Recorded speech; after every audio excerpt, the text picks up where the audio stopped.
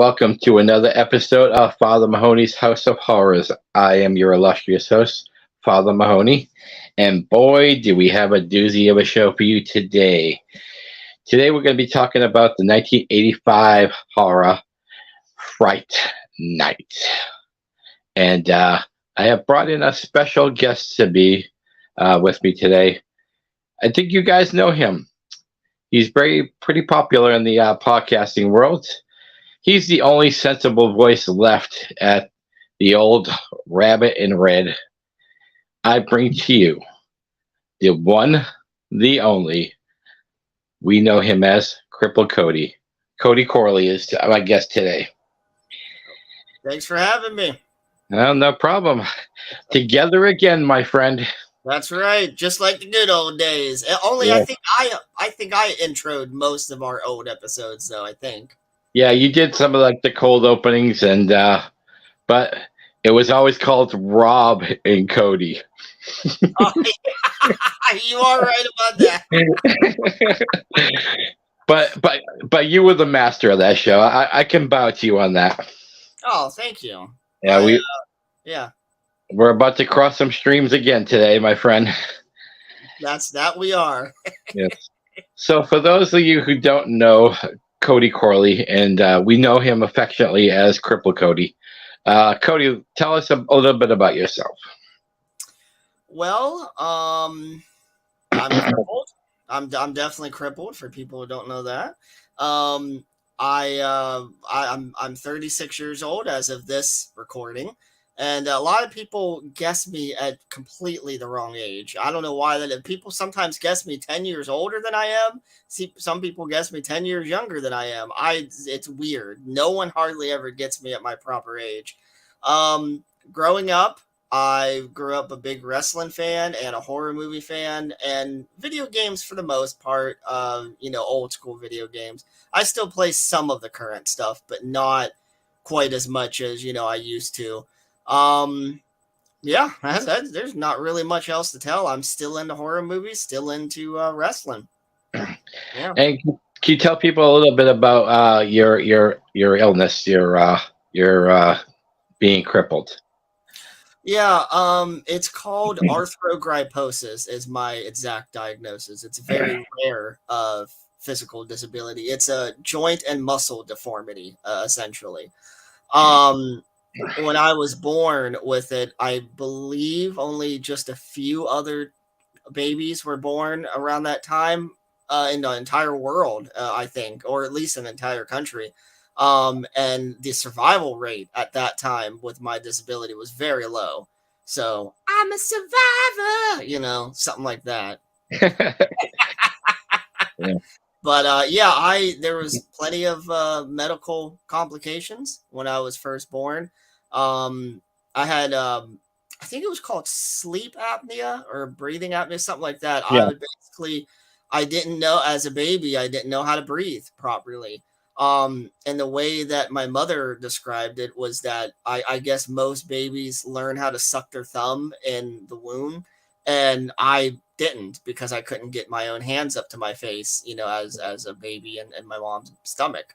So, I came out not really knowing how to breathe, and I think I medically died once or twice. I stopped breathing for a while. Wow. They had to revive me a couple of different times. So I really did survive through a lot, compared to what most people are born with. It's usually smooth sailing for most people compared to what I go through. But as I got older, I kind of focused mostly on my entertainment world because that's all I really had. I didn't grow up with the most amazing family. Most of my family members are either drug addicts and or alcoholics. So I never really was a family person that much. I watched, wrestling every Monday night. I would go to our local video store and rent, really cheap horror movies as much as I could. And at that time, I think what got me into renting horror movies is because for our video store, you could either rent like the new releases for like, at that time, I think it was like $7 or $8, or you could rent like a cheap B movie for like 99 cents. So I think that's how it started. I think my parents, the cheap asses that my parents always were, they wanted me to, rent something cheaper. So I think that's how I got introduced to horror in the beginning. Do you remember what the first horror movie that really intrigued you to get you to kind of become a horror fanatic? I believe, like, people ask me this all the time, and I always have a slightly different answer because truthfully, I don't remember 100%. But one of the earlier memories I have is I remember I had a Casper video. It was a VHS, and it was just a regular Casper episode. It was back when they got away with putting 1 or 2 episodes on a whole VHS that they would sell for, $50 or $60, which, you think about that in today's world, that's a fucking scam. Yeah. But on my copy of Casper, it just so happened to be that once the episode ended, for some reason, I was really intrigued about keeping the video on all the way up until it just stopped itself. I wouldn't turn it off like right when when the feature would end. I would just keep it on just to always see if there was something like on there at the end of it. And my Casper video just so happened to have bits and pieces of the original Night of the Living Dead like on it. And it was real, wow. it was real deformed, and like it was all like what would you call it? It was like off track. Like the tracking was off. Yeah, the tracking was off, the audio was muffled. So in a way that kind of made it scarier. And I remember my mom, like, because I didn't know what the fuck it was. I just saw at the time when I was a kid, I didn't even know there was a such thing of content being in black and white. I thought, it was just all color all the time. Yeah. And so I seen it first alone, and I didn't, and I wasn't scared of it. I just didn't know what it was, And then I got curious about it, and I showed my mom, and she kind of like had this intense reaction to it because when she was growing up, she watched Night of the Living Dead. What year did that come out in? 68, I think. 60. Was it 68?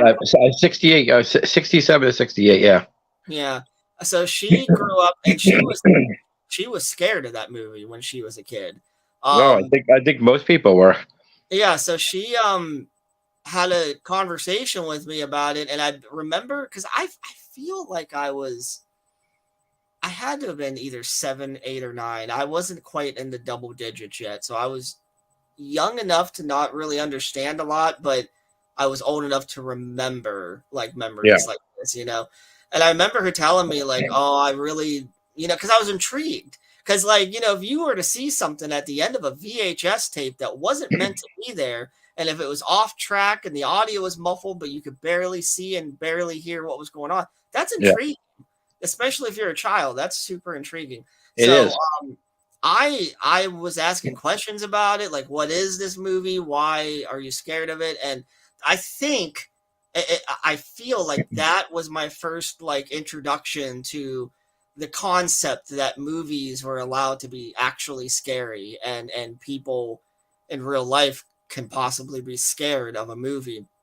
And and I remember like, and I remember telling my mom like, well, I want to see more of this. I want to see, what else there is that can scare you and scare me and all that. And I remember like first she said no. And then I remember she had a conversation with my dad, and he said, well, why not, and then, they started taking me to the video store, and they would always let me rent a video just about every weekend because again, they were only like 99 cents. And I started off, we're talking like, this was probably 95, 96-ish. And I started off with all of the classics from, like the 70s and 80s, mostly 80s and early 90s. And by that point, again, they were all super, super cheap to rent, at the video store. And what was cool about it was, and I didn't realize like, oh, these movies, came out before I was even born. I just like anything that I saw for the first time was new to me, know? And so I cannot remember what was the first one they showed me. I don't know if it was one of the Halloweens or one of the Friday the 13th. What's interesting is it took a while for my parents, to be comfortable enough letting me watch a Nightmare on Elm Street movie. For some reason, they thought that movie, that concept, was going to scare me more than anything. So I think they made me wait until I was probably like 13 or 14 at least before I finally got to watch a Freddy Krueger movie. And the first one I decided to rent was A Dream Child, which is the most god-awful one in the entire franchise, in my opinion. Yeah. And then, if I think like a few months later, I seeked out the original, but it never scared me. By the time I got to the Freddy Krueger movies, it was a little creepy at times, because the original, the Nightmare on Elm Street 1 and 2 are fantastic scary movies. And Yes. I know a lot of people don't like, part 2 because it's considered one of the first gay horror movies or whatever. I didn't care as a child. I didn't care about that. I could sense it because they were in a gay bar in that one scene. There was a gay bar, and a man coming out of another man, and a lot of male nudity is in that movie, but I didn't care as a kid. I didn't care as a teenager, early adulthood, and I don't care now. Don't forget about Jesse's sexy dance there. Hold me, baby. Yeah. Touch me all night long. So, and I actually really like that movie. Like, I'm not saying that, Freddy's Revenge tops the first one. It doesn't, but it adds like that extra flair to it. The Nightmare Part 2 is almost like the Season of the Witch of the Nightmare on Elm Street movies, if you really think about it. Well, even Grady makes that joke when he's like hiding in Grady's room. He's like, "You have a hot woman downstairs. Do you want to sleep with me?" Yeah. No, I thought most of the cast was likable in that movie, and Freddy was super fucking scary in the second one. Yes, he was. They somehow managed to make him even scarier in the second one than he was in the first one. But they kind of broke the rule though in part 2 with the scene when he comes out in the party. None of those people are dreaming, but yet Freddy seems to just, "You are all my children now." Mm-hmm. The second one did break a lot of rules, but that's okay. They put it back on track for Dream Warriors and all that. But no, so I feel like I probably got introduced to the basic, popular franchises: Friday the 13th, Halloween, eventually Nightmare on Elm Street. What's funny is I got introduced to Hellraiser before Nightmare on Elm Street, and Hellraiser actually did scare me. Yes. It's still to this day, 1 and 2 like make me uncomfortable because I have like a weird phobia with the idea of skinless people with facial features. So for some reason that is the most terrifying visual. So whenever I go to watch one of the first 2 Hellraisers, it stresses me out for like a few days, in all honesty. So like, if anything, that's the franchise that kind of gets to me a little bit, not really Nightmare on Elm Street or any of the others. Yeah. Well, I have a confession. I've never really watched anything past 3 for Hellraiser. I've caught bits and pieces of a couple of them, but I think it was Dominion I caught a little bit of. But I never cared to go past that. But like you, I was terrified of the skinless thing, and especially the first one with Frank, because Frank was also kind of a creeper too, if you think about it. Yeah. So not only is he skinless, he's creepy too. Like, he's like trying to hit on like Kirsty, and I'm like, dude, like, you have no fucking skin. Like, chill. I'm pretty sure. I mean, his dick probably still worked, but I'm pretty sure. I'm pretty sure Kirsty was an adult in that movie. I think her character was an adult. Yeah, I think she was like 18 at that point, and then when the sequel, I think she was probably like early 20s at that point. Yeah. And it's funny because, we're eventually going to be getting into Fright Night on this episode. And that's not quite how it is in this movie. The what's his name who plays the big baddie? Oh, Chris Sarandon. Yeah, he flat out makes a move on what's his name? Is it Brewster? Brewster's girlfriend? Yeah, Amy. Yeah, Amy, and they're supposed to be high schoolers, so there's not a Yeah. good chance she was 18 in that movie. I mean, the character, and probably not the actress. But anyway, we'll get to that later. But Yeah. yeah, I don't know. The special effects in the original Hellraisers was fantastic, and yeah, for some there's something about a skinless face with facial features and like alive, living and moving around. Like something about that just freaks the hell out of me. I don't know. Yeah. Well, I was going to bring up briefly about the shows that you're currently on over at the Rabbit in Red. You just had the reuniting of Tales from the Crypt, and you are affectionately known as the guy who does the hot seat. But I know you really good, and I know you like to do these kind of shows where you kind of get to talk a little bit about the things that you like instead of always being controversial. And don't get me wrong, you're a great interviewer. You're a terrific interviewer. But I like to see you like this, let your hair down, and let just talk about things that you want to talk about. Yeah, yeah, I love talking about the things that I'm into. I don't mind doing the interviews, like it's what I'm good at. I mean, I am like you You said, are, you are. I I totally admit you are great at interviewing.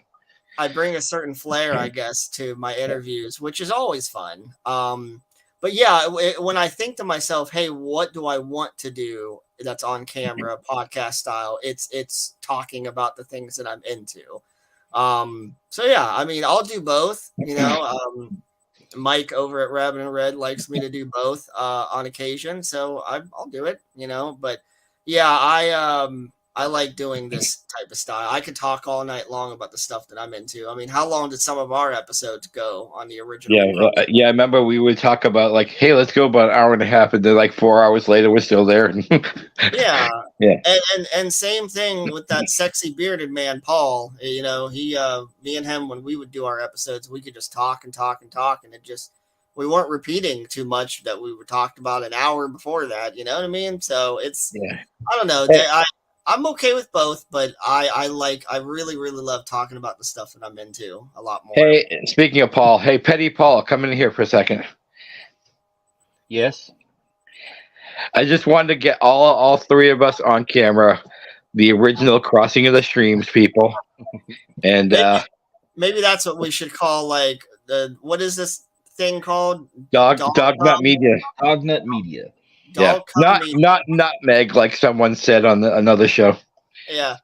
Maybe we should just do it like a three-way new show, and we'll just call it Crossing of the Streams, or I don't know, just do it like a little play on the words or something. Yeah, Like, I but don't know, three-way Paul, sounds pretty kinky though. yeah, or something like I don't know. It could be fun. Like I said, at the end of the day, whatever schedule I have first over at Rabbit and Red, that's what I'll do first. You know what I mean? Like, Obviously. yeah, I'm not gonna like cancel out on anything I committed to doing over there first. But yeah, whenever I don't have something going on over there, I don't see why we can't do and at least an occasional thing over here Yeah. where we all See, three of us or here at Dognut Media, we don't have schedules. We're not. You have to have 2 shows a month. Like we kind of do a show whenever we have time, and we pick our own content. We pick our own guests, and Petty Paul and Petty Poe are the ones that do the producing. So, well, and they love. And this is Paul. By the way, this is Paul's first episode he's doing with us. So, round of applause for Mr. Paul. I can't clap for you, but pretend that I am. Yes. You're mentally clapping, and that's good enough. Yeah, that's good enough for us. But I'll mentally clap them cheeks is what I'll do. Yeah, you could just pop your cheeks. Yeah. I see that you chose the name producer Paul. I feel like I started that nickname for everybody, and then everyone just kind of adopted it, which is it's a good name, I think. Well, I do know 2 things before I go. One, me and you still never finished our Eddie Murphy, and we had discussed doing Hellraiser together, so that's something to keep in mind. Yep. Yeah. We just got to come up with. We got an exclusive here, people. An exclusive coming soon. Yep. Yeah. Yeah, maybe that's a good tease. Oh, and he went out on a thumbs up. Okay, but yeah, I don't see why we can't come up with a new show name and not a new concept, same concept, just under a different name. Kind of like how they do with that On Patrol Live that airs on Reels, and it's Live PD. And yeah. I was gonna say that. I thought that was Live PD. Yeah, it is. It's basically everything about it is Live PD, pretty much except the name of the show and the channel that it airs on. So if they can do it.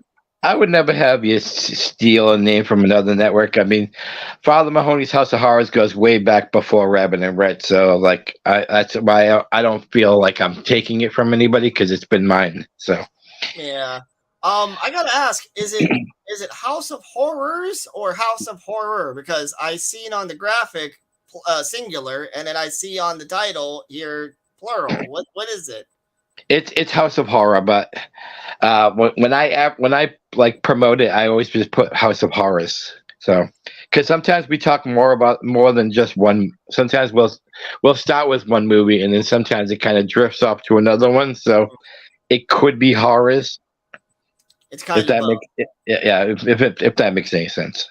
Your show swings both ways, is what you're saying. Yes, from the left to the right, for the up and the down. Let's not talk about the left or the right. No.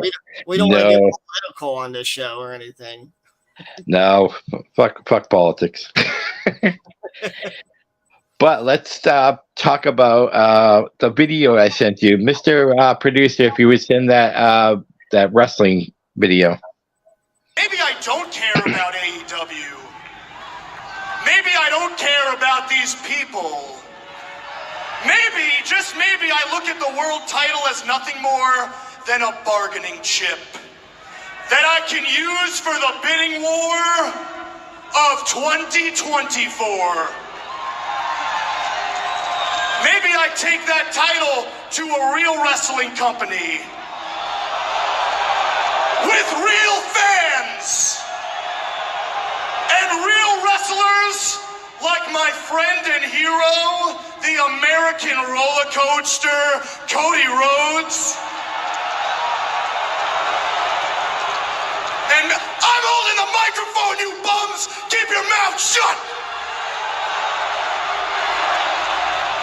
And maybe, just maybe, I get to work for a real boss, the only con in professional wrestling that's worth a damn, jolly old Saint Nick. Because to quote the greatest wrestler of all time and my personal hero, The Game, that is what's best for business. Oh, MJF is just growing on me every time I see him. And what a perfect time to pull that promo with Moxley in the ring.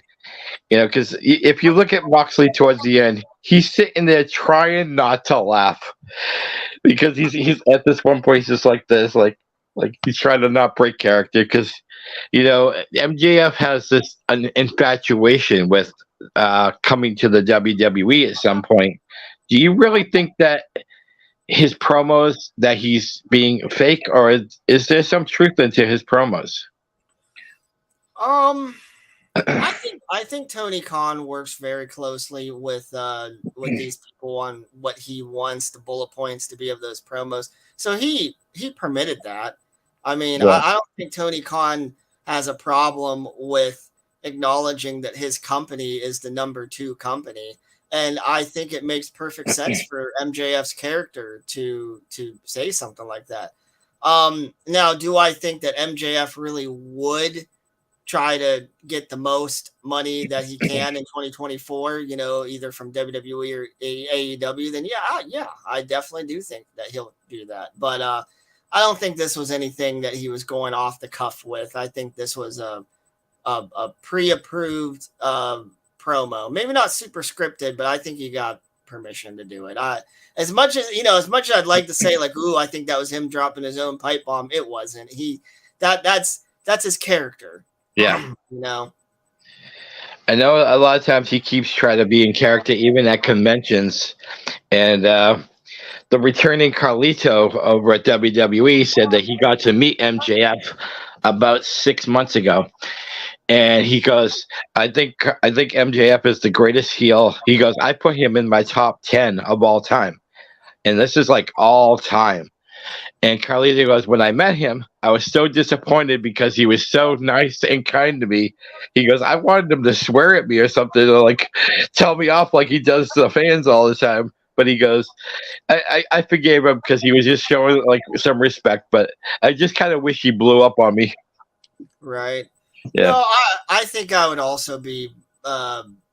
I think I would also be disappointed if I met MJF and he wasn't a complete dick towards me. Yeah, because he was. I saw a video. I wish I got it, but there was a video of him greeting a fan, and then he like threw the autograph to the ground. It was like an 8-year-old kid. He signed it. He threw it to the ground. He told his father, he goes, I think you did a half-assed job at raising your kid. Oh, I've seen stuff like that. Yeah. Right before the pandemic hit, there was a video circulating, and if anything, the pandemic took some of his thunder because the videos were really circulating at that point that he was meeting fans and being a complete dick towards them. And one kid, he flipped him off like right as they were taking a picture. And a lot of people were talking about that right before the pandemic hit. Yeah. So, I mean, a lot of people he was getting heat for it a lot. And now it's just like everyone kind of understands he's a super bad guy. And so, oh well. But I think he's still a great heel. I think they're doing great with him as the champion right now. And I don't know. Have you watched AEW recently, or have you just been? I've been watching. I don't have cable right now, so I kind of watch things on Roku, and I'll try to like find it or stream it, but a lot of times I just watch like highlights, and I've been watching a lot of the MJF promos. I watched the whole Kenny Omega, Don Callis thing, and I thought that's a good little angle going, but I wish I got to see it more. And I don't even get to see WWE very often because I don't get USA. So I'm kind of missing out on the wrestling right now, but I kind of watch as much highlights of both as I can. And watching some of these reaction channels, too. The reaction channels are funny. Are you just some sort of cheap bastard and you don't want to, like, pay for cable or Sling or anything like that? Our cable was getting to $215 a month. And that was with no pay stations. So yeah, and we have 4 people here, but only 2 people really watch cable in the house. The other 2 use the connection for the internet. That's it. Yeah. So I mean, every once in a while do you have Spectrum or what do you have? Well, we had Comcast. Oh, had Comcast. Yeah. Every so often, you got to call down to those places and just say, hey, look, I've been a customer for so many years. Do you have any goddamn promotions or anything that you can do for me as a customer? Yeah, they told me they could take $10 off. Oh, well. Yeah. So we bought a Roku and we tried to download all the free stations, but none of the free stations come with. I think the only one that I can watch is Impact. There's one station that carries Impact, but I don't really follow Impact that much. Yeah, I really don't either. I don't think I haven't watched. It was still TNA back when I was watching it, but with the exception of a couple of pay-per-views here and there, pay-per-views that one of my friends would come over and say, hey, let's buy this pay-per-view, let's go half on it. And I'll usually say yes, because I got a problem with it. Yeah. Like, I know they produce good content, but yeah, I don't watch it on a weekly basis. They have Bully Ray over there now, running Rough Shot, but besides that. I saw the match with and this was years ago before all of her controversies, but I saw that match between Sami Callihan and Tessa Blanchard. A man versus a woman, and she won the world championship like that. It's a shame that happened in such a lower level promotion like Impact. Like, that could have set the wrestling world on fire had that happened like in a bigger promotion like AEW. It didn't exist at that time, but if AEW did exist, and or if WWE would have done that. But most wrestling companies are afraid to have male on female violence. Yeah. So So what do you think the big? By the Go way, ahead. I'm sorry. I just want to say, and I think that's fucking stupid because movies and the pussy ass society that we live in right now with all the wokeness and the young Gen Z canceling movies for this and that, and Tropic Thunder went through cancelization just not too long ago because of what Robert Downey Jr. did in that movie and all that bullshit. I'm surprised the one thing that movies don't get attacked over is the fact that a lot of R-rated, not just horror movies, but other type of movies will have, in fact, male on female violence. That doesn't get anyone's panties in a bunch. But for some reason in wrestling, it's like everyone wants to acknowledge that it's fake, that it's predetermined, but no, God, you can't have male on female scripted violence. So for some reason, I think it's fucking stupid. And honestly, these guys are trained professionals at what they do. With their craft. No female is really getting hurt. It's a show. It's just like a movie. It's a weekly movie, I call it. Where you think these guys go home and like, oh, I hate that fucking asshole. They go out to the bar together after. It's like, yeah. I remember this was several months ago, but there was this spot where it was the House of Black, and they were taking on, I don't know if it was Best Friends or one of the other tag teams or trios teams or whatever. Yeah. And there was this spot where there was a table set up down beside the apron on the mat. And the spot was supposed to be that one of the dudes accidentally knocked into Julia Hart, and she was to fall off the ring and go through the table. Well, she ended up slipping off of the table, and she cracked her head off of the fucking concrete. And it's like, holy shit! Like that was like she got hurt doing that shit. There's no way she wasn't concussed off of doing that. So, I mean, accidents like that can happen, but it's all predetermined. It's, the women are up for whatever you're seeing on there. And I guarantee none of them actually are going home that night thinking like, oh, I'm offended because I got wrestling kayfabe beat up by a dude or something. Like, no. Yeah, exactly. So you said you told me in private that you had watched WrestleMania. So I know you're not a WWE guy, but what did you think about the 2-day event? I thought it sucked. No, I watched half of night one. I think I came in at Rhea Ripley and Charlotte. Yeah. And that was just okay. I'm not following all of it, so whatever. But the main event that they had for night one, the tag team title match, that was fantastic. I mean, Sami Zayn and Kevin Owens, they definitely deserve, in my opinion, they deserve that spotlight. Again, I don't know what current storylines are going on over there, nor will I waste my time watching it. But I did watch that. It was pretty fucking awesome. I also watched the pay-per-view before that. Was it the Elimination Chamber pay-per-view? Yeah. And they let Sami Zayn, was Sami Zayn facing Roman Reigns at that pay-per-view because it was in Canada or wherever it was. Yeah. And I don't know, watching that, I thought like, man, they should let Sami Zayn win this. But again, I'm not aware of the long-term storytelling over there. So maybe it made more sense that it didn't happen. I don't know. But night two wasn't nothing special. I was just waiting for Cody Roman. And of course I was a little disappointed because they had Cody lose to Roman, and it was like a Monday Night Raw finish. It wasn't a finish that you should have for WrestleMania.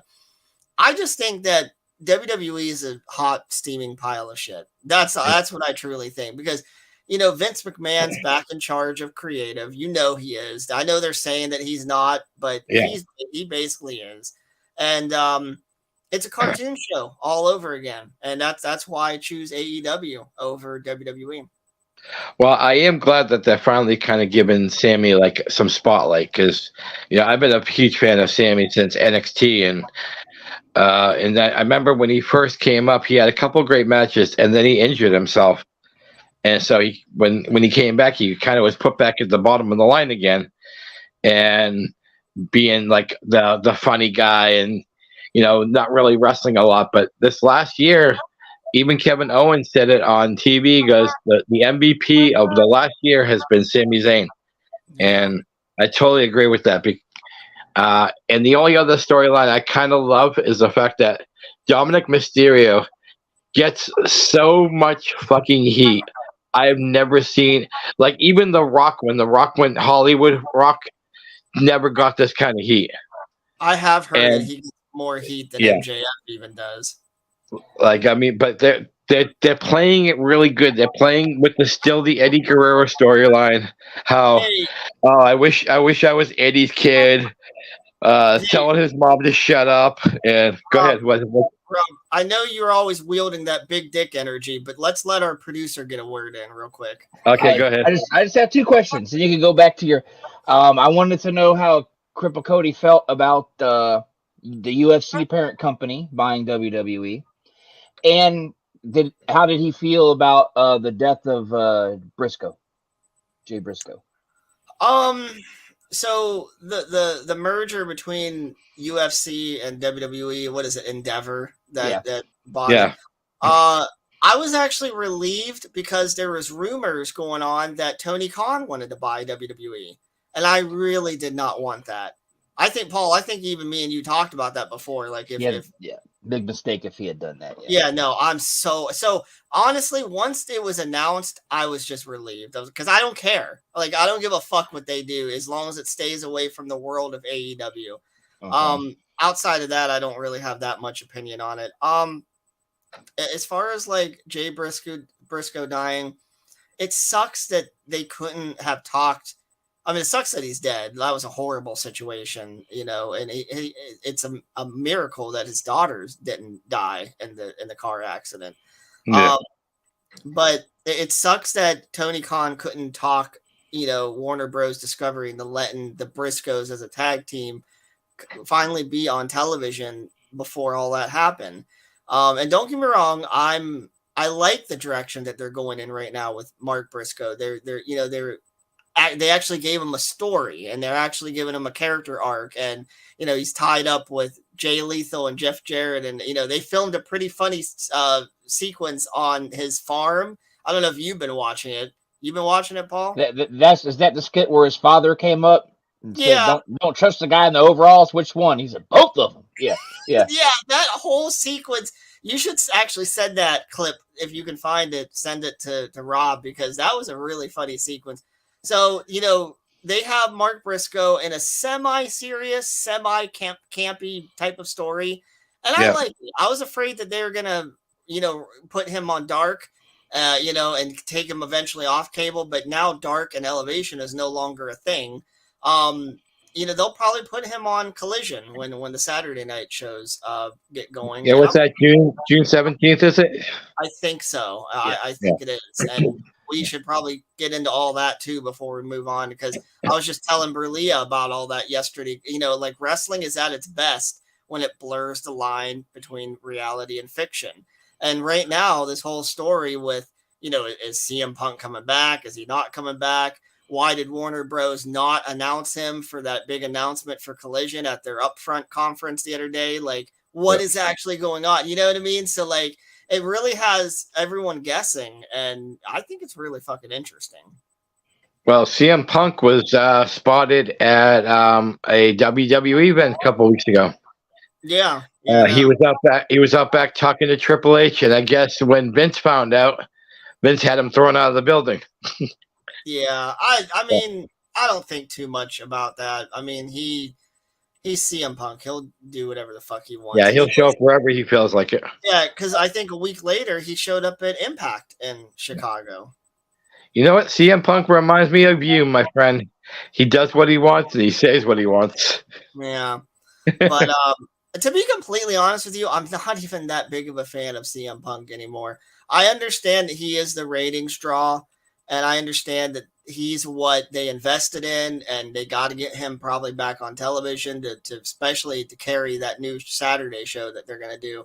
I get all that, but I don't like him. I think that he's a terrible business person. I don't think he's that good of a wrestler. I'd much rather see, Kenny Omega and the Young Bucks and all the others that are homegrown, and homegrown AEW talent. And I don't know. But everyone else loves CM Punk, and that's what they're going to tune in for as long as they can get him back. I guess But I would say I hope they do get him back just so they can continue to succeed in viewership and ratings on cable. well, I see a lot of similarities between AEW and the old WCW.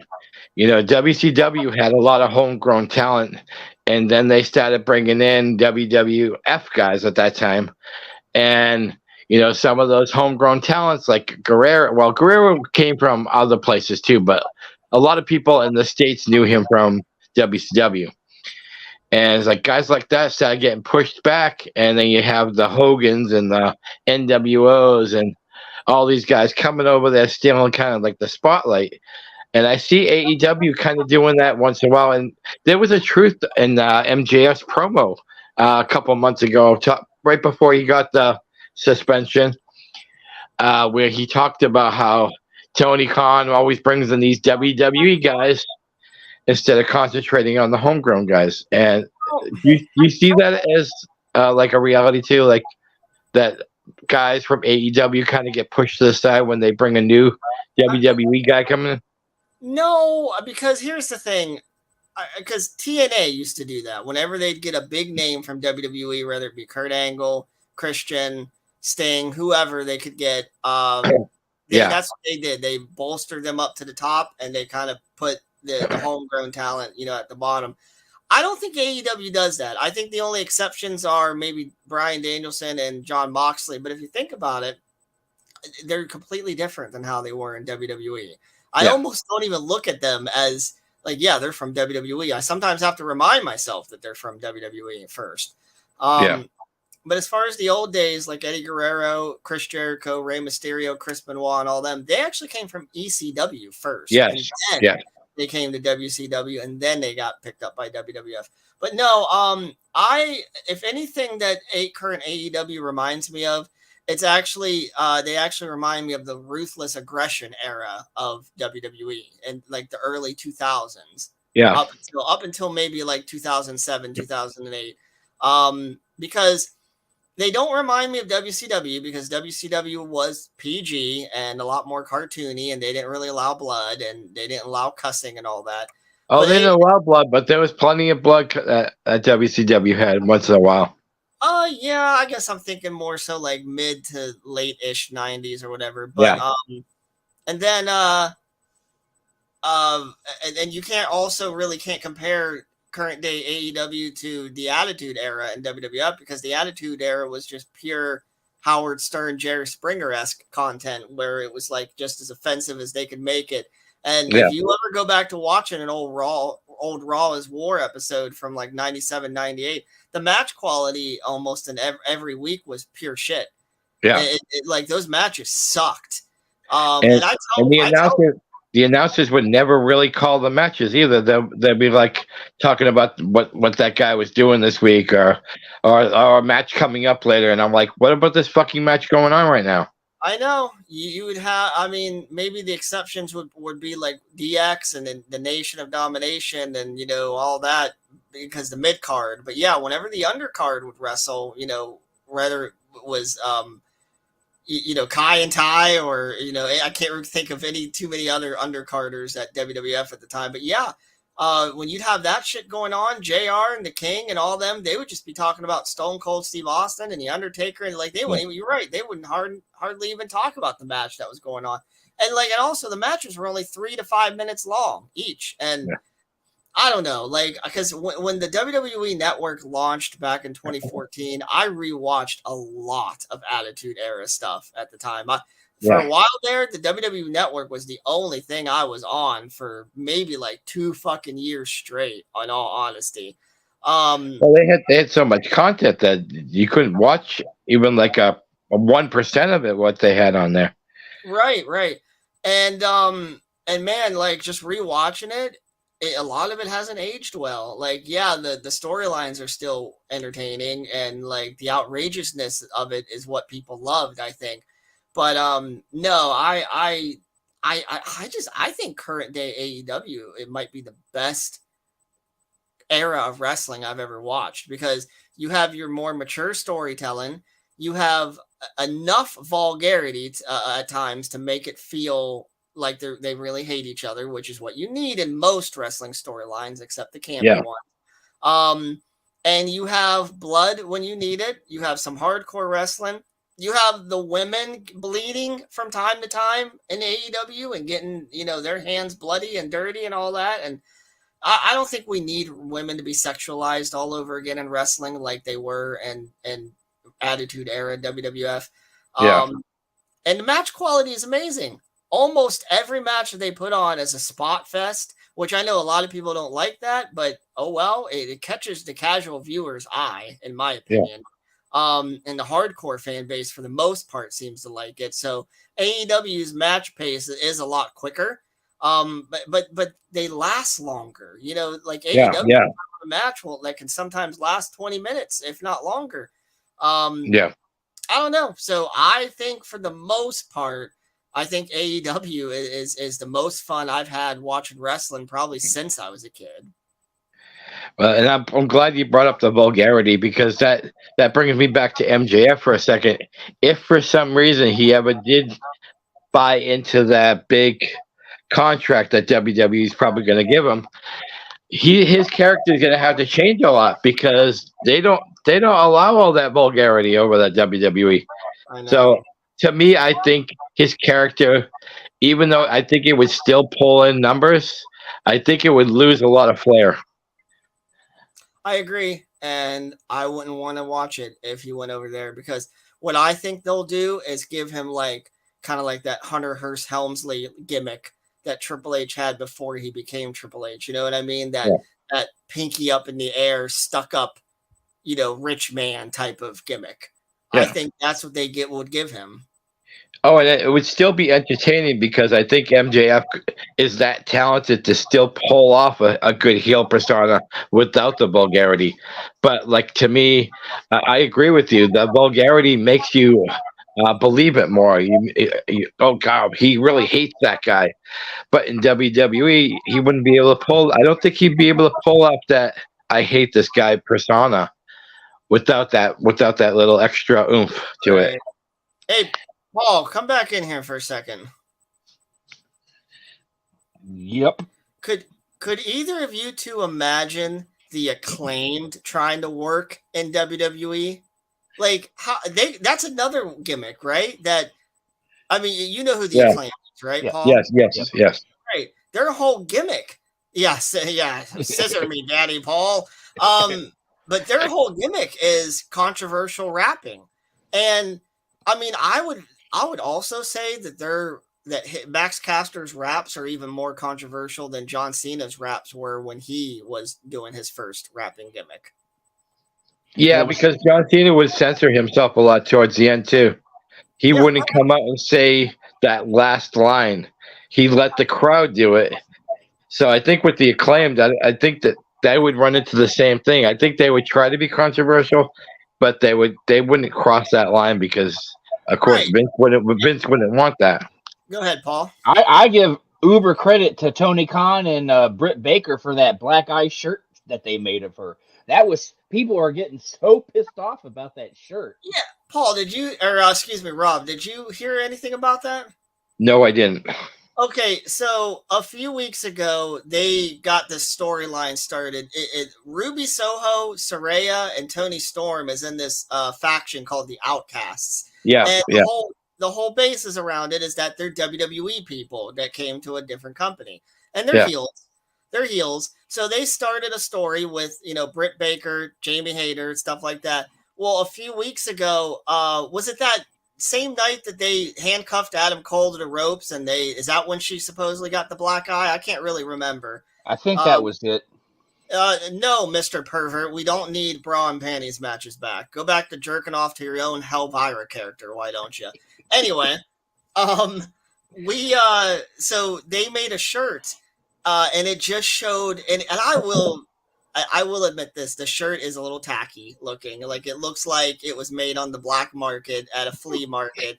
And it's no context. There's no words on it. It's just a picture of Britt Baker with a black eye.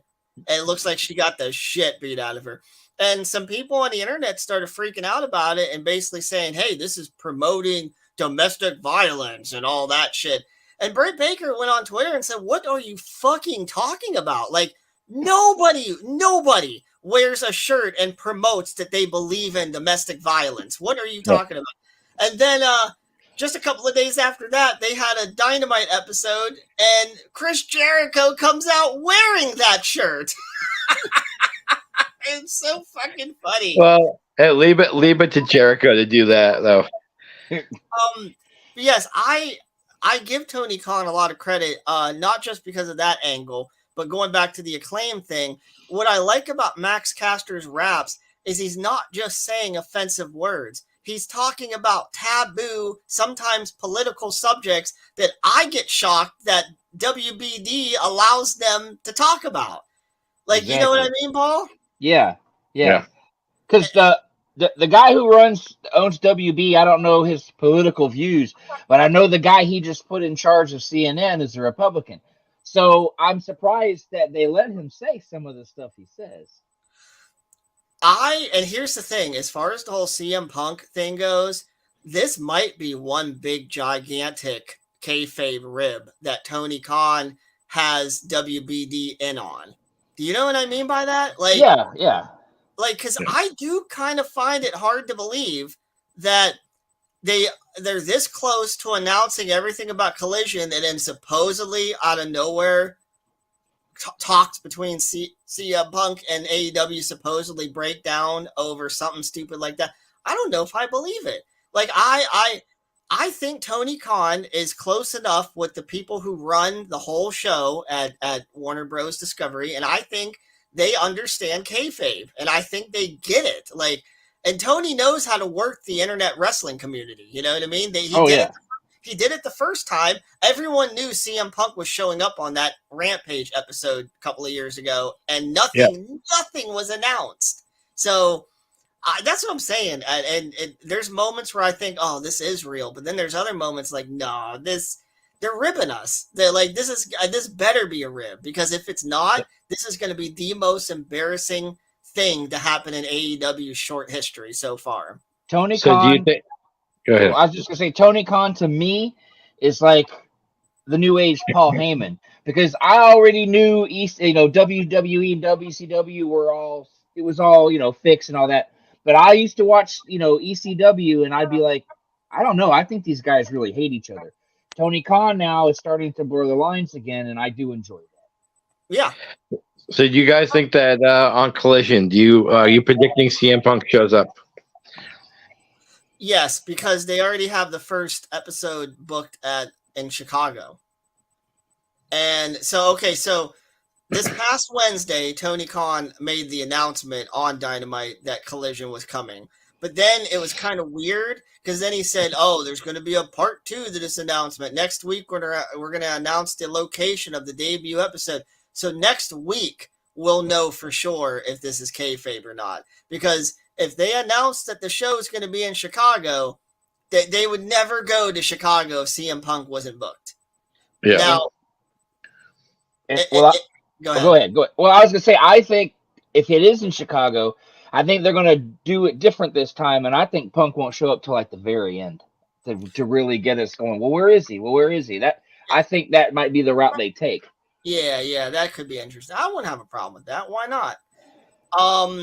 But if they do this part 2 announcement this upcoming Wednesday, and they announced that the debut episode is just going to be at Daly's place in Jacksonville, then it's like, okay, then yeah, you guys really did lose your conversations with Punk, and he's not coming back.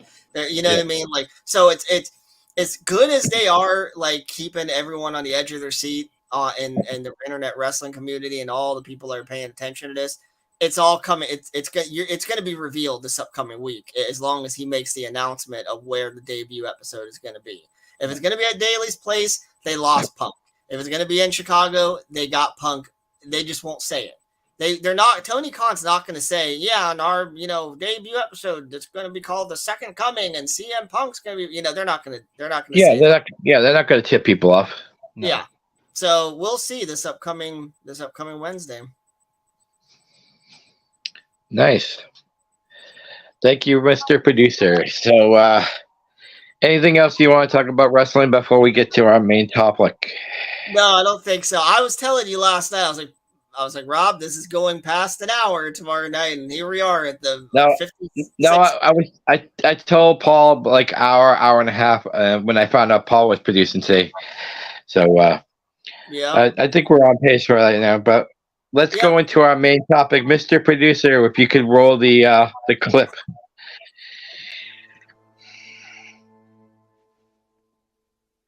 Welcome to Fright Night.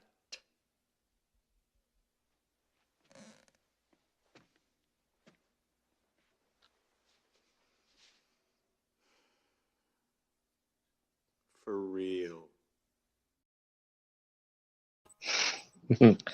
I always like that. I always like that delivery of that line. So we were talking yesterday about your kind of disdain for vampire movies, and I know you got to watch it again last night to kind of refresh yourself. What are your initial thoughts on Fright Night? Well, watching it last night, I realized that I actually think I've never ever watched this movie from start to finish ever in my life up until last night. Because like there were scenes that I just don't remember at all. So I think it was one of those things where like I had it on Pluto TV within the last few years and it was on. I would watch a couple of minutes of it. But yeah, it is true. I don't like vampire movies really at all. But I found myself actually really enjoying this one. And I'm not just saying that just because you invited me onto the show. Yeah, I legitimately really, really enjoyed it. It has just that right type of campiness. It has, you know, a good story, a serious story, but with cheesy, funny things and fun things happening throughout it. The character of, is his name Peter Vincent? I think he plays perfectly. He plays it so perfectly. Like he's almost in a weird kind of way, he's almost like Evil Dead Ash. Like, you know, he's kind of a coward, but he also wants to save the day because his back's up against the wall, so to speak. Yeah. You know what I mean? So that guy, what's his name? Is his name Roddy McDowell? Is that Roddy McDowell? Yeah. Yeah, he played that perfectly. Yeah. The guy who they got to play, what's the vampire's name again? Chris Sarandon? No, his character name. Jerry Dandridge. Yeah, he did a perfect job. He was, you know, a smooth talking son of a bitch. You know, you know what I mean? Like and that beginning scene where Brewster is watching him about to bite that girl and that girl takes her bra off. Oh my God, the titties. Like that girl had perfect fucking titties. Am I right? Yeah. Paul, am I right? Titties. Paul. Titties. I love the titties. That's right. Yes. Yeah. Motorboat. all together now. Yeah, but no, that's those are some fucking titties right there. I miss the good old days of horror where women actually were okay with showing their fucking body on for a theatrical movie. You know, nowadays you hardly have any nudity in theatrical horror movies. You know, compared to the past. I miss that. I want bring back the titties. Bring back sexualizing women in horror movies. Jesus Christ, it's just movies. I'm not talking about real life. But the character of Jerry Dandridge and his assistant Billy Cole, it kind of gives you that whole Dracula Renfield feel. You know, Renfield took care of Dracula's needs. Same with this Billy Cole. You know, Billy cleans the house, but makes sure that no one's disturbing him. You know, he's a carpenter in the movie, so he's kind of watching over Jerry's needs while Jerry gets his sleep. And he's also his protector, like Renfield was. Okay, so here's what I was confused on. Was he human or was he not? No, he was human. He was brought back to life by, remember that when he's coming up the scene and they shoot him, and then Jerry Dandridge gives him a look. He murmurs something. Okay. And he resurrected him. Yeah, Charlie goes, "What did he mean by that?" And then that's when he stood back up again. So I think he brought him back to life, but he was human. And that wasn't, in my opinion, that wasn't properly conveyed. Like, you know what I mean? They should have had Peter Vincent at least say, like, oh, he just resurrected him. Let's move. Let's leave. You know what I mean? Yeah, Like, yeah. 'cause that wasn't properly explained, I don't think. Because I didn't understand, like, because then he melted. Yeah. So I don't know. That was one of those parts. It was like, like what they should have properly explained that just a little bit better. Oh, But, I agree. yeah, well, the vampire Jerry Dandrift or whatever the fuck his name was, he was a bit of a creepazoid also, just like we were talking about 50 minutes ago or so. Yeah, he started coming on to Amy, and what's the character Amy in this movie? What is she, 16, 17? It's like I think she's 17. I believe they were seniors. Yeah, they're okay. So she was probably 17, and Mr. Dandrift or whatever the fuck, he he's ancient. He's probably 100,000 years old, and yeah, that's I don't know. If you But they explain that though. There's a picture of a girl, and the picture in the frame is an old picture of his, I guess, his old lover or girlfriend or vampiress, and she looks like Amy. Yeah. And that's what drew Jerry to her is because he saw his old woman in her. So you think that would have held up in the court of law? Your Honor, no. This 17-year-old girl just kind of looked like the love of my life in this portrait I have from several hundred years ago. But you think about it, Charlie would have got put away before Jerry would, because if they went to the court of law with, hey, he's a vampire trying to suck my girlfriend's blood out, they would have committed him. Oh, okay. I thought you were going to say because he tried to have sex with her in the beginning, which, again, that's another thing. Like, she was telling him multiple times, like, no, get off him. And he's like, oh, come on, Amy, just give me a break. You know, something like that. It's like, dude, in today's world, you'd already be arrested if you had that attitude with a woman that said no once. Or not even once. If she just gave you that look and you didn't get off of her, you're done for. Yeah, and then she's ready for sex, and he's just like, Amy, there's a coffin across the street. She's like, I'd be like, fuck the coffin. Like, let's get it on now that you're saying yes. Yeah. But no, that was just little weird little nitpicks things with me. But overall, did you notice the girl? Go ahead. I was just gonna say, overall, I really enjoyed the movie. Did you notice the girl that played Amy? That's the girl from Married with Children. Oh no, I didn't. I didn't even. Yeah, that was Marcy. That was Marcy from Married with Children. Wow. Yeah, that was her as a teenager. So, and the guy who plays Evil Ed, I liked his character too. Yeah, the one that he's like, stop calling me evil. I liked his character because he was kind of like this. Even though he was a quirky one, he was like Charlie in a way. He had a lot of knowledge of vampire movies, and he gave him all the advice. But yeah, Jerry Dandridge to me is probably one of the smoother talkers of any kind of vampire movie I've ever seen. Yeah, I do think that that guy, I think he shined the most after he got bit. Yeah. He was the scene when he's attacking Peter and he has that sadistic laugh. Yeah, that was great. He did. I mean, he was all right throughout the entire movie, but he did a lot better once he was bit, I think. Yeah. Oh, you're so cool, Brewster.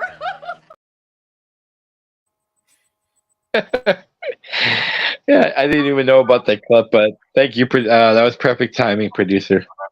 Yeah. But did you know that after that movie, that guy's career went downhill? That he ended up doing gay porn. Which one? Evil. Really? He started doing gay porn? Yep.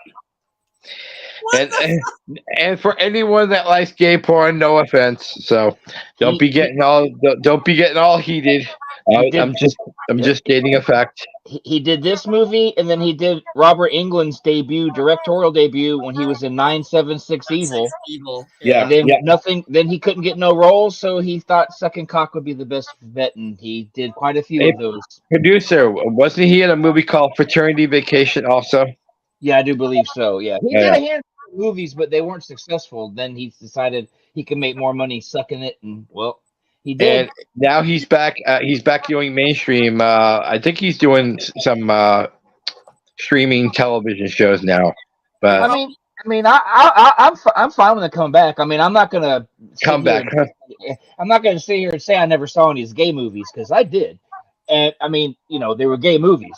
So like I say, I mean, they weren't like they were Oscar-winning, homoerotic movies or anything. But I mean, hey, he's pretty good at sucking cock. So hey. Did you jerk off? Don't you dare leave after you said that. Don't you? I was about to ask him. It was jerk off to these photos. I mean, were they actually pornos or were they actual like softcore like movies just with gay shit in it? Hardcore to the bone. So he was sucking, he was getting butt fucked, and just yes. Now listen, hold on. He went from getting bit by Jerry Dandridge to biting other things. Go to Pornhub or some X videos. You'll find his videos. No thanks. Did you guys ever hear that rumor? Because I heard this a long time ago. I just never really cared enough to look into it. There was this rumor that back in the 80s or 90s that if you wanted to become a male porn star, you had to go through being in gay porn first before you got to be in regular porn. Well, I watched an interview one time for Peter North. I don't know if you're aware who he is. He's the shooter. Yeah. He said in an interview one time that he actually got into regular porn first, but there's more money to be made. At least this was when he was doing it. There was more money to be made in gay porn, so he would do both. Nowadays, I don't know if guys want to do both because of diseases or whatnot, but I know back in the 80s and 90s, these guys would do gay porn because they wanted to make the money. Did Ron Jeremy ever do it? Yes, Ron Jeremy, I think, did gay. John Holmes did gay. I think they've all done gay porn. What refresh my memory? What was the trouble that Ron Jeremy got into a few years ago? He got accused of raping some ladies, but he's been found incompetent. They're going to put him in a hospital because his Alzheimer's is so bad. But he claimed he was accused of rape, multiple counts of rape. So, I mean, do you guys think it was that he really did it, or do you think they were just making up stories? I don't like to. I don't want to be that guy, but I will. He was a porn star. I don't know why he would have raped anybody. Exactly. If it was, if he wanted to screw hot ladies, all he had to do was go back and do a movie. I mean, exactly. Every movie he done here towards the end of his career, where he was playing the old dude, he was always getting Hummers and shit. Yeah, he was getting all the 18-year-old girls at that age. So I don't know. I mean, they said my thing is they claim they were underage girls, but they did admit that he met them in a bar. Well, not that he should get a pass, but I mean, maybe he should get a pass because we don't card these girls, and if they got in the bar, what do you expect? Well, I guess she's of age, she's in the bar. So I mean, I don't want to, I don't know the situation, but I think some of it might have been a little made up. I don't know. Yeah, I don't buy for a second that he's an evil rapist. I think that he was always just a horny man, and these girls probably wanted it at the time. And what are you supposed to do? She wanted it in the moment, and then now she went back and said, "Oh, I didn't want it. He raped me." No, I don't buy into that bullshit. Now, John Holmes was the douchebag because he went and got himself AIDS, and when the American porn industry found out, they said he couldn't do movies anymore. So he flew over to Italy and did a shit ton more over there because they didn't tell him. And then people were all upset because well, you're giving porn a bad name. You have AIDS. Stop working. But he went and still worked a little bit longer. Yeah. So that was a dick move. Yeah, that's definitely a dick move. Yeah, that is. But no, I man, gay porn, not for me. And I mean, maybe I do jack off to gay porn. Maybe I don't. We'll never know. And that's a great. That was a great moment to leave on. And did you notice about what producer Paul does? He finishes his sentence before he leaves. Oh, you jabbing at a certain someone, huh, Rob? Yeah. Hey, I was thinking, now that we're at Catcom Media or whatever this is called, maybe you should finally do your Father Mahoney's Factory of Baloney gimmick that I was telling you about. Maybe you should do that. Maybe we'll have to work that into a segment of a future show. Yeah, but I don't know. I mean, I'm not surprised to hear that guy, because he did come off a little flamboyant in that movie. Yeah. Out of all of them, he did seem the most, in the closet gay. So I guess I'm not surprised. Whatever. Getting back to Fright Night a little bit. So, did you have a particular scene that you really enjoyed more than like the rest? Probably the scene where they first brought Peter Vincent into Jerry's house, and he was just about to. Thank you. Like, it's not true. Let's go. It's you're causing trouble, Brewster, and then he sees it, no reflection, and Yeah. And they did a good fake out because they showed him what was the holy water, Yeah. and stuff like that, and then he accidentally sees that there's no reflection. So yeah, I think that was a pretty powerful moment. And then my other favorite moment was the fucking titties at the beginning. Yeah. Like I literally stopped what I was doing to get. I think I even paused it real quick because those were some perfect fucking titties. Have I said that? They were. God. Anyway. But no, I think the whole movie is well paced for the most part. It reminds me of another movie that I've been wanting to watch, but I haven't watched in probably like 10, 15 years. It reminds me of The Burbs a little bit. You remember that movie? Yes, The Burbs is a great movie. Yeah. It's that perfect like neighborhood campy horror story. Like you think your neighbors are either aliens or monsters or vampires, and you just can't prove it. And like Fright Night, it has a lot of campiness to it. Yeah, but not overly, not over the hill campiness, but just enough. Yeah. And I can't remember if I've said this on a past show or what, but I've realized that so when I was younger, I did like a lot more of the straight horror like type of movies. Like I didn't really like any silliness or anything like that. But now that I'm older, I really like a lot of camp in my horror movies because I still like the dreadfulness from time to time. I just watched a movie called Malum just the other day. It's a remake of Last Shift, and I highly suggest that to anyone who's watching this episode. If you've seen Last Shift, watch Malum because it is a perfect reimagining of the whole thing. Well, I won't say it's perfect. It's got some too much woke shit, just like any content today. It's got a lot of wokeness in it, and even though you and Paul won't say it out loud, I will. I'm not down with all the forced wokeness. It's got a couple. No, you know me, my friend. That's why you picked me to be your co-host. I say what I want, and I don't have any regrets when I say it. Yeah, and this Malum does have a couple of moments where it's like, what the fuck? Did they need to put that in there? And it's the current woke version of Last Shift. But that doesn't take away from how amazing it is with the budget, the production value, cinematography, and the actors did a great job. The special effects are way better, and the story's more fleshed out than Last Shift. So, yeah, anybody, I know this episode isn't about that movie, but, anyone who has watched Last Shift from 2014, watch Malum. Fucking fantastic. Paul, it doesn't matter if it... Go ahead, watch Malum. Yeah, Paul. Did you hear what the fuck I said, Paul? If you don't watch Malum, you're petty, just like others have claimed that you are. Malum. I'll remember that. Malum. Yeah. Malum. I think it's you have to rent it. I don't know if you have a jailbroken device where you can watch it, but I bought it or Mike bought it for me as a I requested him to, and I didn't have to suck his cock for it, so that's a plus. But yeah, I watched it just the other night. I watched it with my mom. I probably shouldn't have because it was a very depressing movie, and I think she was like legitimately in a bad mood after the movie, and I loved it. I was like, man, that was a fantastic. You mean you didn't have to lick his asshole? Who, Mike? Yeah. No, I didn't have to do anything like that. You said it's in 2016? What? No, Malum just came out just a couple of weeks ago. Oh, okay. Yeah, I see it here. Oh, okay. Rookie police officer takes the last shift. Yeah.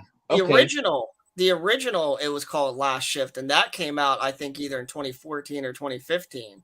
Yeah, I remember I did watch Last Shift on Netflix. Is the exact same, or is it? No. So, okay, Last Shift, and I'm sorry, Rob. I know we're getting. No, don't worry.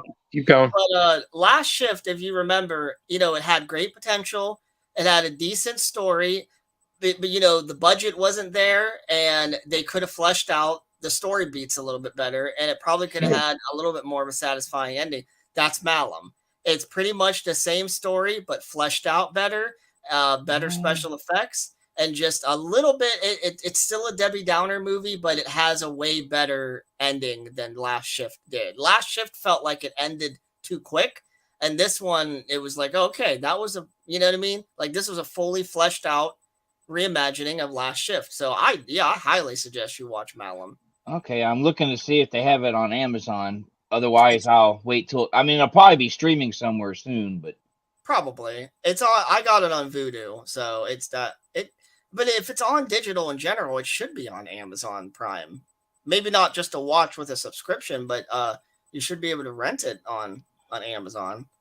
yeah, I'll find it. I'll definitely. I want to watch it now because I did like Last Shift. Yeah, it did end a little, but I still liked it. So yeah, I'll check it out.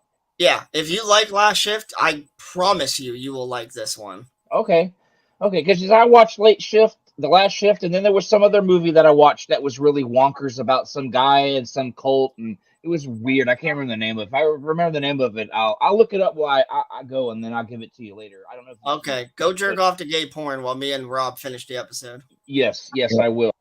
Yeah, look up Stephen Jeffries while you're at it. But, by the way, that's the guy's. That's the actor's name, Stephen Jeffries.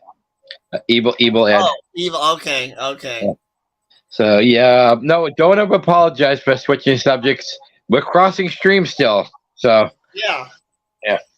Over here on sucknutmedia entertainment.gov or whatever. What is this again? Dognut Media. Dognut Media. You'll see the little clever ending when we end the show later. Okay. So I know you probably this has probably been talked about already plenty of times, but how did Dognut Media, like the name, how did that come up again? Like how'd that happen? Actually, that would probably be a producer Paul or Aaron story, but maybe Aaron. But Paul, do you know anything about the Dognut? Poe came up with it. I'm the one that came up with the idea of giving us doing our own thing, but under an umbrella of a production company. But Poe came up with the name. Where he got it, you'd have to ask him. I'll have to. Yeah, I'll just randomly. Yeah. So I'll ask him. But yeah, that's the difference between our network is all of us come up with our own content. We come up with we're going to have a guest or we're going to have a certain topic. We contact Aaron or Paul to see who's available that particular day, and we just do our own thing. There's no schedules. There's no you have to do a show on Friday. You have to do a show twice a month. It's whenever we have time. So it's more free than being put on a schedule and making sure that you don't miss it, and then getting mad that you missed it or weren't prepared for it, and so. Did Mike used to get mad at you when you would miss a show or something? He used to get mad when I came unprepared, but yeah, such is life, you know. Sometimes you have so much going on that, you know, we do this for fun, we do this for free, so it's not like we're getting paid for this. And so to me, that the fun value is why I do it. I don't want to be tied down to where you have to do this, you have to be prepared. If I'm prepared, fine. If not, you know, I have a good enough memory to remember most of what I'm going to be discussing anyway. So, yeah. Oh, I mean, I don't know. I won't go too far into it because I think enough's been said about it as is. But like, yeah, it sucks for me that everyone broke apart because you know I'm still friends with all of you, and I'm not leaving Rabbit and Red or anything, but I still enjoy doing stuff with the rest of you guys too, and. I don't know. It sucks. No, I'm glad that you're not bottled down to it though, because like, same with Joey T. You know, Joey T. does a show on our network with Poe and Grandpa, the Morning Brew. Even though Mike calls it the Morning Roast or whatever that is, it's the Morning Brew. I don't know. It's the same as the Sunday show, basically, but with a little bit more topics. I found it. I don't know if you've seen it. It was called The Void. Oh, yes. That's by the director who made Psycho Gourmet. Yeah. I love The Void. I thought it was awesome. Yeah, it was fucking awesome. It felt like John Carpenter's The Thing. Yes. Yeah, we talked about that on the Psycho Gourmet episode. We talked about The Void. Yeah. I gotta rewatch that again pretty soon. That was a good movie. That's another one they should remake. Yeah, I'm getting ready to look real quick before I split and let you know if it's streaming anywhere. Paul, watch Psycho Gorman. I did. I watched that one. Yeah. Yeah, I That watched was, it. that was one of the funnest movies I've seen in a long time. That was so fun. While I have the both of you on here, I did want to ask, has either one of you seen a 2014 Astro 6 movie called The Editor? No. It is fantastic. It has Adam Brooks in it. He plays the dad in Psycho Gorman, which he's a very funny guy. And he co-directed The Editor with another guy, I can't remember his name.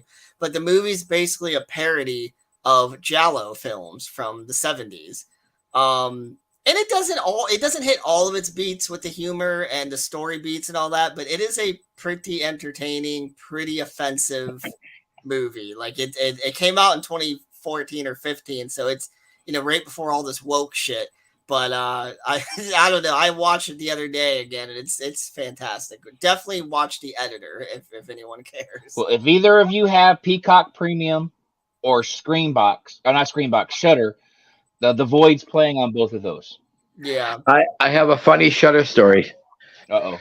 So I still have Shudder paid by a certain guy at Rabbit and Red.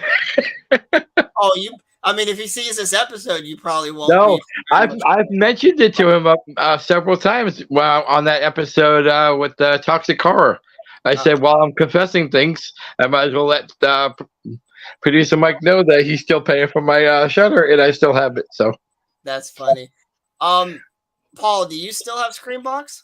Yes, because of you, I got it, and I keep getting it, and I keep renewing it because I like the little quirky horror movies that most places won't touch, and they take them. So that's why I keep it. Screenbox has been on fire lately, I think. And just like I was telling Mike in a private conversation, I don't think we were talking about this on the air, but right now Shudder is still the big boy in town, the big kid on the school playground because of the backing of AMC. But I think over the course of the next 5, maybe not even 10 years, I think people are going to start to realize that Screenbox is the place to be for horror streaming because they actually fucking care. I mean, they're pumping out content like crazy. They're going to be releasing a Robert Englund documentary pretty soon. And awesome. They did a Chucky documentary. They released the director's cut of Hell House, and they had deleted scenes and stuff like that on there. Like it's been a while. I did watch that Skinamarink or whatever it's called on Shudder, and I thought it was piss poor because people were saying like, "Oh, it's one of the scariest things I've ever seen." No, it was piss poor. Hellfire on the Run is coming out on Screenbox. Good, no one cares. Get that comment off of the. I'm just kidding. I'll fucking watch it if it's coming out on Screenbox. I also heard that Aaron Hawkins' movie got picked up by Cinedem. Is that true? I think I read it on the Facebook. I think he did say they did pick up Evil Lurks. Yeah. Yeah, it's on streaming some sort of streaming service, and also it's on Tubi, which is where I watched it. I watched it on Tubi. Yeah, so I mean, I'll watch it eventually, probably when it comes to Screenbox, since I'm riding some Screenbox dick these days. But you've been riding Screenbox dick for a long time. I love them. I've been subscribed to Screenbox all the way back since 2015 when it was owned by a private owner, and they weren't they were uploading bullshit to the service, and I still stuck through it. And now that Cinedem and Bloody Disgusting took over, they're actually pouring in money. They have a live channel that feels like an actual channel. I know I've said that a million times, and I watch that channel a lot. And I don't know, like they are putting content up almost every week, and yeah, some of it's hit and miss. So what? Like different strokes for different folks. Yeah. What I think is going to happen to Shudder, this is what I think. I could be wrong, but I honestly believe Shudder and AMC Plus at some point are going to be merged into one channel. We'll still get Joe Bob. They'll do like some kind of horror thing on Saturday night or something. We'll still get Joe Bob, but I think they're going to merge both channels together so they can lay people off, keep people on. we'll still be able to watch what we want, and, select, like it is now. I think it's going to be all one app. I believe I agree with you. I totally agree with you because Shudder, it's been a while since they've tried to get any more apps of their own service on any more extra platforms. Like they're not on any video game consoles. They're on Roku and I think Android, and I think that's it. I think that's literally it. And so I agree with you. I think AMC is going to eventually ruin Shudder. That's what I think. I can't remember which one of you I've talked to about this. It was definitely in private, but I'll bring it up here publicly on the show. I don't know if it was a Shudder decision or an AMC decision, but they covered up Darcy the Mail Girl recently. They covered her tits up. You told me. Yeah. And it's like no one's talking about that. Like that was kind of half of her gimmick, like that she would show her tits, kind of like Elvira did back in the day. Had to be AMC. It had to be AMC. It had to have been. And hey, it's their property, it's their stuff. So I get it, but that's what I'm saying. Like, AMC, they don't really care about horror. I truly believe that in my heart. And I don't consider The Walking Dead horror either. I think it's a drama sitcom with zombies included. That's what I think The Walking Dead is. But no, I don't think AMC truly cares about horror enough to keep Shudder respectable for the next decade and beyond. I know they lose a lot of subscriptions in between. When Joe Bob comes, everybody comes back, and then when he's done for the season, people cancel it. So that's why I think they'll merge them together. They'll keep some of the top horror movies on AMC Plus, but I think they'll keep Joe Bob just to get bonus stuff. But I do believe it's with you. I don't think they care about horror anymore. Another sign of it also is Shudder's subscription amount has not changed whatsoever since they debuted, I think, in 2015. And it's like, come on, you guys are producing a lot of content. They have put a decent budget into most of their movies for the most part. But like you haven't asked anyone for extra money. Like, I don't know, man. Like, if you on Roku, if you compare Shudder's app to Screambox's app, come on, it's almost a no-brainer. Screambox has the better looking app and a better UI. It has, like I said, they actually have a live channel that feels like a live channel, as to where Shudder just feels like they have a constant stream. Yep. I don't know how to explain it. I like both, and I'm not. It's coming. It's coming soon. The hype. And and I really don't want that to happen because competition is good for anything. Just like we were talking about WWE competing continuously with AEW, it's making both products better in a way. Yeah, and I think it is. I don't want Screambox to be the only kid, the only guy in town that's providing horror content to the fans. I want Shudder to stick around, but I do agree with you. I think definitely they're going to merge it into AMC Plus. I think it's always going to be still referred to as Shudder, but it's going to have its own, like you said, it's just going to have its own category, kind of like WWE has their own category on Peacock. Yep. So that's what it's going to be, and that sucks because that really sucks. Because like. Oh shit! I lost my train of thought. It's gonna suck because Shudder is like what $6-7 a month, and AMC isn't AMC Plus like $15 a month or something? Yeah, something like that. I think it's $15.99. Yeah, so I think that kind of sucks, and like we both just said, we're gonna see it within the next 5 years or so that AMC is really gonna lose confidence in Shudder as a brand. And they're gonna start not pouring money into it. And I think it's already showing because like when's the last time Shudder had a hit outside of Joe Bob's original content? That it's been a while. The bathroom, the Glorious, that was the last one people were talking about. Since then, they haven't done anything yet. Yeah, exactly. And it's like, come on, like. I'm seeing a Screambox original coming out like maybe once a month or maybe a couple of times a month, and I only see a Shudder original maybe like once a month or once every month and a half or so, maybe even longer. So it's like, come on, dude. Like, oh, and here's another thing that's weird. I'm beginning to see some Shudder content showing up on Screambox. Have you noticed that? I did notice that. I can't remember what it was, but I did see that. I'm like, whoa, I saw that on Shudder. So yeah, it's starting to. These distributors are starting to go to both. So I'll tell you what it is. I'll tell you what one of the examples is. Hell House 3. Hell House 3 is a Shudder original, but they just recently put it on Screenbox. And then also the that movie, the Shudder original Kids versus Aliens. Some of the producers are producers from Screenbox and Bloody Disgusting. So it's like, what's really going on here? Like, are they trying to elevate each other? Do they not really see each other as competition, but more like just trying to? I don't get it. Like, I don't know, because I've seen sign after sign that, and you go to Bloody Disgusting's website and Facebook, they're still promoting stuff that's coming out on Shudder, and it's like, I don't know, it's weird. Yeah, it's weird. I don't really care. I just want Screenbox to flourish. That's all. Well, Paul, I think you can agree that if Screenbox had an asshole, Cody would be licking it. If Screenbox had titties. Yeah. Yeah. Those Fright Night titties. But anyway.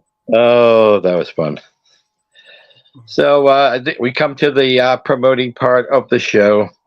So I will let you start since you are the guest. Do you have any shows coming up soon? Here in June, I am trying to get a couple of my friends of the Alphabet People crew to come on to a hot seat episode. We're going to be talking about gay rights. We're going to be talking about what it was like for them to grow up, with homosexuality and, just kind of growing up and learning how to be themselves. One of the two of them is actually transgender, so we'll be having an interesting conversation with her about it. I'm trying to get that for June because isn't June like homo month or whatever the fuck? I know that's not the PC term, but I don't give a fuck. I think June is that month. So I'm trying to get them to come in for June. Other than that, I think me and Mike over on Rabbit and Red, I think we're going to try to get that David Irons guy back for another hot seat episode because he's got another book coming out. I don't know if you have him on Facebook, but he's got a book coming out called Cock Blockers. And I think it's like a gay romance story of some sort. So I commented on it. So like, what the fuck? Like, I guess we need to get you back on the show so we can like discuss this. And he said he'd love to come back. So as far as I know, we pretty much just have, I just pretty much have maybe a couple of hot seat episodes coming up in June. And that's all I can think of off the top of my head. Mr. Producer, you want to come in and plug your show? I don't. Well, I got Grandpa's playlist over on Spotify. I'm working on a George Harrison episode, but other than that, I have that, and I don't think there's a thing here for the Sunday show, but of course I'll be on tomorrow morning for the Sunday show. But other than that, I'm working on Music Moment, Grandpa's playlist, and the Sunday show. I'm trying to come up with my own thing to do, but I haven't really got what I want to do. Well, yet. backstage, you guys can talk about a future thing together, maybe. Hint, hint. Yes. Oh, I already fucking told you what your future thing is, and that's that we are doing a show, content related, like kind of like Crossing the Streams. We'll have to call it something different. So, all right, don't argue with me, boy. That's what we're doing. I'll have to call you so we can work out some details. Yeah, you don't call me anymore, except for, hey, you coming onto the stream? 10 minutes. 10 minutes from now, get on the stream. That's what Paul called and said to me, like right before I came on the stream. Get out here now. Well, what are you doing? Hey, this is Grandpa the nerd. You coming on? I don't want to interrupt you when you're with your lady friends. Oh, yeah. No, I wasn't doing anything like that. But no, that's all I got. A little dance, make a little love, get down tonight. Yeah, but I don't have intercourse with my favorite ladies because I don't want any burden baby accidents. I don't want to have to kick a bitch in the stomach. But that's conversation for a whole nother episode. So okay. But hey, before you promote anything, Rob, I guess I can promote Helvira on the Run, which now we know is going to be on Screenbox. So I got that. And then Ken's got a new movie coming out soon called Zombie Rage over there. B Movie TV is Ken. I was gonna bring up Ken, and I was gonna bring up Morgan. Okay. Morgan's a big supporter. Right. He's a big supporter of both networks. So I beat you to it, so I stole your thunder. That's all right. So come steal these nuts. Yeah, the first thing I'm gonna promote is today was the official sneak peek for the new documentary called "The Horror We Make." I'm an executive producer for that. It's gonna have people like David Howard Thornton from Terrifier, Reggie Bannister from Phantasm. So it's coming out. We're hoping to have a August released. It's it's like an hour plus documentary, and it's going to be a great time. I'm executive producer, so you have to watch it now because I said so. And my other thing I want to producer, can you bring up the personal one? So this is my sister. Her name's Donna Mahoney. She was diagnosed with stage 4 breast cancer, and we started a GoFundMe for because she can't work anymore now. She lives on the 3rd floor. We're trying to get housing to get involved to try to get her so she doesn't have to climb stairs all the time. She broke ribs in 4 different places on 4 different bones. So climbing stairs, going downstairs is nearly impossible for her. And because she can't work, funds are really low. We try to help out as much as we can, but we did start a GoFundMe. Go to Power of Pink and search on GoFundMe. And if you guys can do $5, whatever, share it. We can really help her out. And there's also an address if you want to just send a card, like a get well card or whatever. Just anything to make her smile. So anything you guys can do helps a lot. And we can't forget our buddy crippled Cody. So Cody, you want to talk about your GoFundMe for a second? I don't. What should I say about it? It's Cody's fund for disability expenses and help me out and all that shit. You see all that in the background. That's my closet. I believe that's a used sex toy that's in the background of that picture, all the way in the back. I mean, that's neither here nor there. I don't think I have that anymore. I think it had too much germs in it, whatever. But the point is I have a GoFundMe on my own. It's not nearly as serious as what Rob was just talking about, but it's still there just in case anybody wants to share it for me or donate a couple of bucks, whichever.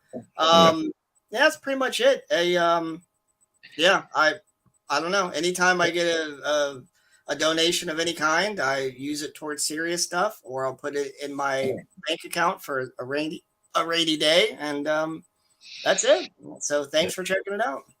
And so we also have a couple other shows on the network. We just talked about the Morning Brew Show, which is Sunday mornings. It has producer Poe, has Grandpa, and sometimes we get joined by Joey T. Hopefully we get Joey T back this week because I know he had some kind of emergency last week. We also have the regular Near Duell show with Poe and Tyree Lee. And Cody Robinson, Mr. Normal Cody, is on that show. And that one usually is on every other Tuesday, I believe, Paul, right? Is it? It's opposite of Backwoods Horror. Yeah, every other Tuesday. Yeah. And then Monday we have Backwoods Horror Movie Podcast, and that's with Normal Cody and Travis Christian. And those guys are doing their camp series right now. They do a lot of movies, some kind of camping and something hillbilly-ish. So, and they don't mind me saying that because they're true hillbillies. They drink Pabst Blue Bear. Do you have that commercial, by the way, Paul? The Pabst Blue Ribbon one? I gotta say real quick, that artwork, that looks like artwork from a gay porn. It really does. This one? That one? Yeah, because look at him in the background. Is that Cody in the background? Who is that? That's Travis. That's Travis? Yeah. He just has that look like, yeah, I'm a butt fuck you. Like, he just has that look on him. So, I mean, if he has too many Pabst Blue Ribbons, he might buck some. Backwoods butt fuck. That's. All I know, the longer their episode goes, the more they get up to go to the bathroom. Well, yeah, because they're going to work on those PBRs as the show goes on. Yeah. But not as embarrassing as when I was on, because I was on with them for the feast episode, and I went to the bathroom and flushed the toilet, and I didn't realize how loud it was. They were laughing their asses off when I got back. I'm like, you could hear that? Hey. Like, yeah. Hey, to take another little jab, it sounds like someone else's soundboard. Oh, I'm gonna stand. Did they cover just Feast 1, or did they cover the whole trilogy? They covered the series. They covered the series.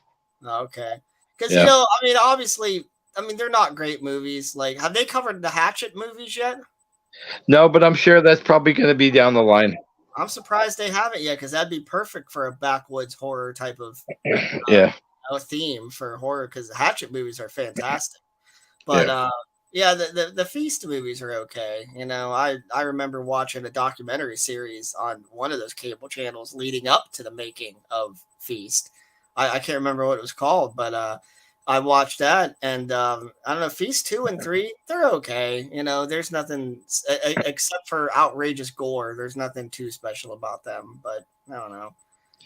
Yeah, I only saw one, so I can't really comment on the second and third one, but I know that I enjoyed one. I mean, it's not something I would die to. Like, if I can't see again real soon, I'm not going to die, but I wouldn't mind revisiting it.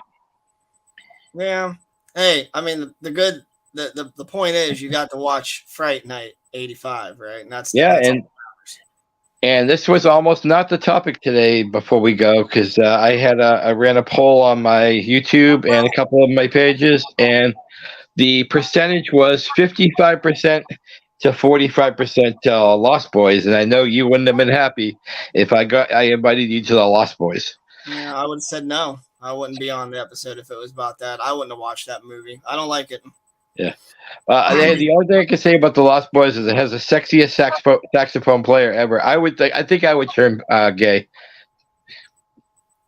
I still believe. Real quick before we go, Paul, get back in here one last time. I have a question for the both of you. All right. Off the top of your heads, what horror movie from our childhoods or early adulthoods had the best titties in it off the top of your head? Oh, shit.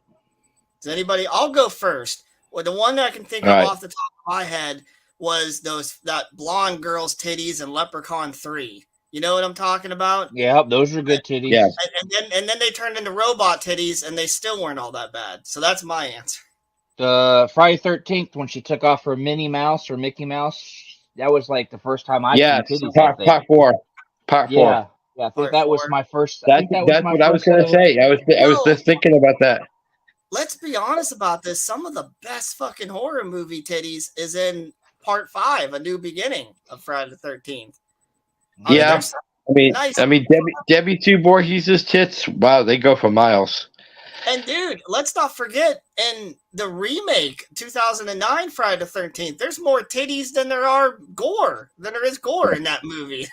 Yeah, because her tits are stupendous. Yeah, a lot of titties in that movie. So and I'll even go one further. It's not horror movie related, but I have to thank the movie Heavy Metal, because it was the first time I realized that you could jack off to animated boobs. Oh, see, I always get Rob to get off unhinged a little bit, or Paul Scott, excuse me, Paul. Yeah, I agree with you on that. There was a lot of titties in that Heavy Metal movie. Yeah. Hey, there ain't nothing wrong with jerking it to some hentai every so often. Ain't nothing wrong with it. No, not at all. I love my Asian women. So yeah, I wouldn't jerk off to like tentacle porn, hentai or anything like that, because that's too weird. But yeah, if it's just like regular, like, oh, you want me to suck your cock? I'll fucking jerk off to that. Dude, you should do some voices for hentai. That was pretty good. Oh, you suck your dick. And the men in those things. Oh, you suck my cock. What? Yes, indeed. Hey, we have a new show idea between Paul and Cody. Hentai voices. Yeah, I don't think so. That's gonna hurt my throat after a little bit. Yes. But all right, guys, thank you All very much. right, so Paul, if you would take us out, that would be fantastic. Thank you guys, and much love. 2 weeks till the next Father Mahoney, and I'll come up with a topic. Let you guys know. Have a good one now. See ya.